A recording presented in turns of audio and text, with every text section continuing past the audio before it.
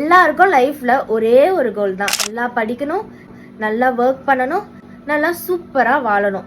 ஆனா அதெல்லாம் மத்தவங்க பண்ணா பிடிக்கல.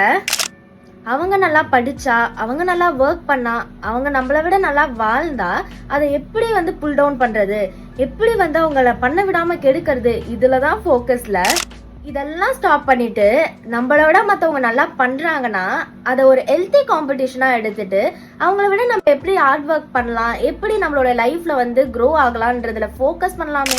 இன்னையில இருந்து லெட்ஸ் டேக் அ ரெசல்யூஷன். எல்லா ஹியூமன் பீங்ஸையும் நம்மளுடைய மதரா, ஃபாதரா, பிரதரா, சிஸ்டரா, டாட்டரா, சன்னா பார்த்து அட்லீஸ்ட் அவங்களுக்கு ஹெல்ப் கூட பண்ண வேணாம், ஆனா புல் டவுன் பண்ணாம இருந்தா அவங்க எப்படியாச்சும் லைஃப்ல ட்ரை பண்ணி எப்படியாச்சும் சக்சஸ்ஃபுல்லா வர பார்ப்பாங்க.